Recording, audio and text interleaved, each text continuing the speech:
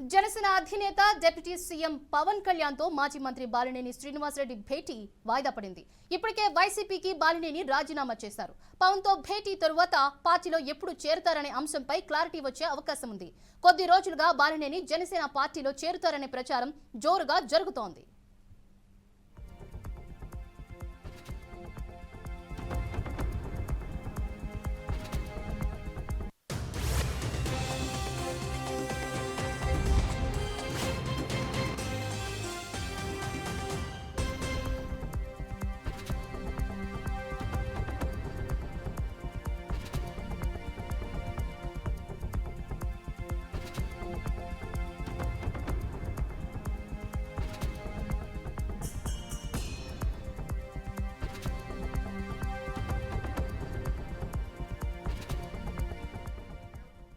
జనసేన అధినేత deputy CM Pawan Kalyan తో మాజీ మంత్రి బాలినేని శ్రీనివాసరెడ్డి భేటీ వాయిదా పడింది.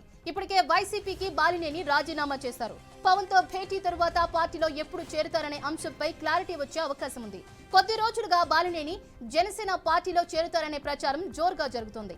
ఇదే అంశానికి సంబంధించి మరింత సమాచారాన్ని మా విజయవాడ ప్రతినిధి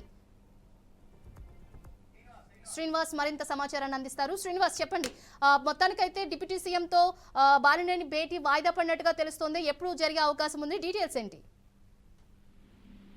మొత్తం మీద బాలినేని శ్రీనివాస్ ఈ రోజు జనసేనలో చేరుతున్నారు. డిప్యూటీ సీఎం పవన్ కళ్యాణ్ కలవబోతున్నారు అనేది నిన్నటి నుంచి పెద్ద ఎత్తున నడిచిన ప్రచారం. అయితే ఈ రోజు అనూహ్య రీతిలో బాలినేని డిప్యూటీ సీఎం పవన్ కళ్యాణ్ కలవట్లేదు అనేది మరొకసారి అందులోకి వచ్చిన వార్త. అయితే బాలినేని శ్రీనివాస్ మరొకసారి ఇప్పుడు కలవబోతున్నారు. ఏంటి అసలు బాలినేని శ్రీనివాస్ ప్రథమంగా ముందుగా అసలు పవన్ కళ్యాణ్ ని కలిసారా లేదా, అంతేకాకుండా జనసేనలోకి వెళ్ళడానికి ఆయనకు రూట్ క్లియర్ అయిందా లేదా అనే అంశాలను కూడా ఇంతవరకు పూర్తి స్థాయిలో బయటికి రానటువంటి అంశం. అంతేకాకుండా గతంలో బాలినేని శ్రీనివాస్ కి అదేవిధంగా నెక్స్ట్ చిరంజీవి ఉన్నటువంటి అనుబంధం ఏదైతే ఉందో ఆయనకు ఉన్నటువంటి పరిచయంతో పాటు పవన్ కళ్యాణ్ నుంచి రూట్ క్లియర్ గా ఉంటుంది. ఇప్పటికే జనసేనకు సంబంధించినటువంటి క్యాడర్ ని బలోపేతం చేసే నేపథ్యంలో కూడా బాలినేని శ్రీనివాస్ కంపల్సరీ కూడా జనసేనలోకి వెళ్ళేటువంటి అవకాశం ఎక్కువ శాతం కనిపిస్తుందని చెప్పినటువంటి నడుస్తున్నటువంటి ప్రచారానికి సంబంధించి స్పష్టమైనటువంటి క్లారిటీ లేదు. అదే మరొకసారి బాలినేని శ్రీనివాస్ పవన్ కళ్యాణ్ కలవటం వాయిదా పట్టడం నేపథ్యంలో కూడా మరొకసారి ఎప్పుడు కలవబోతున్నారు. అంతేకాకుండా ఇప్పటికే బాలినేని శ్రీనివాస్ వైసీపీకి సంబంధించినటువంటి ప్రాథమిక సభ్యత్వానికి ఆయన రాజీనామా చేసే నేపథ్యం కనిపిస్తుంది.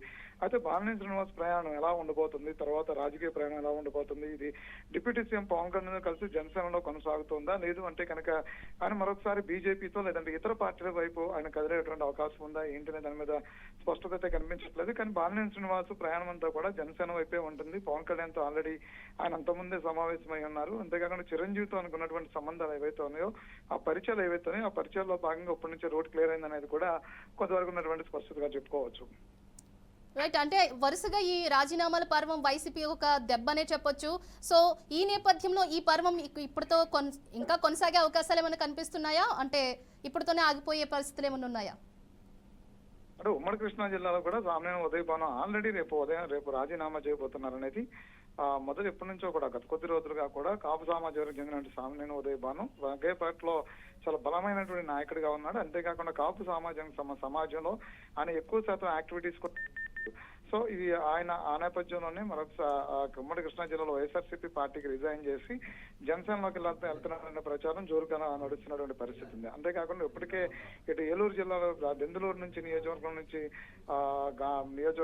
అభ్యర్థి ప్రాతినిధ్యం వహించిన కాళీకృష్ణ నాని కూడా గతంలో రాజీనామా చేసినటువంటి పరిస్థితి ఉంది. ఇంకొంతమంది సీనియర్స్ కూడా అదే బాటలో ఉన్నారు అనేది మనకు ఇప్పటి వరకు ఉన్నటువంటి సమాచారం. అంతేకాకుండా కొంతమంది ఎంపీలు కూడా రిజైన్ చేసేటువంటి పరిస్థితులు కూడా ఉన్నాయని చెప్పి అనేది వైసీపీ అంటే కొంత బయట నడుస్తున్నటువంటి ప్రచారం జోరుగా నడుస్తున్న ప్రచారం అయినప్పటికీ కూడా అయితే ఎవరి దగ్గర నుంచి ఏది అలాంటి స్పష్టత అయితే కనిపించట్లేదు. కానీ వాళ్ళు అనూహ్యంగా మాత్రం నిర్ణయం తీసుకుంటున్నారు. వెంటనే గతంలో అంతకుముందే ఆ పార్టీ ఇతర పార్టీ నేతలతో సమావేశం అవటం అక్కడ రోడ్ క్లియర్ చేసుకోవడం, అనూహ్య రీతిగా వాళ్ళు రిజైన్ చేస్తున్నామని చెప్పని ప్రకటించడం, అదే రీతిగా వెళ్ళి ఆ పార్టీలో జాయిన్ అయిపోవడం మాత్రమే నడుస్తుంది. అయితే వైసీపీకి ఉన్నటువంటి క్యాడర్ ఏదైతే ఉందో ప్రస్తుతం బలహీనంగానే కనిపిస్తుంది.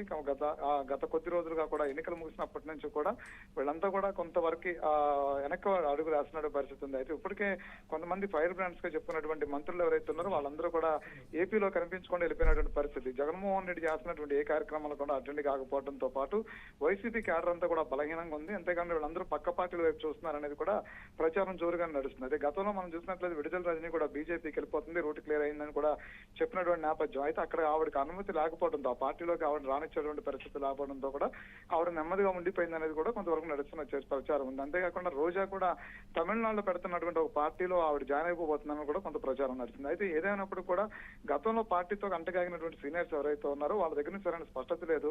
కానీ ప్రధానంగా అంటే గోడ మీద ఇదిలాగా వాళ్ళ వ్యవహారం అంతా కూడా నడుస్తుంది. ఎప్పుడోకప్పుడు ఇతర పార్టీ నేతలను కలవటం, అనూహ్య రీతిగా రిజైన్ చేయడం మాత్రం అనేది తెలుస్తున్న. అనూహ్య రీతిగా రిజైన్ చేసిన తర్వాత మాత్రం వాళ్ళు ఈ పార్టీలోకి వెళ్తున్నారు అనేది మాత్రం స్పష్టం చేస్తున్నటువంటి నేపథ్యం కూడా కనిపిస్తుంది.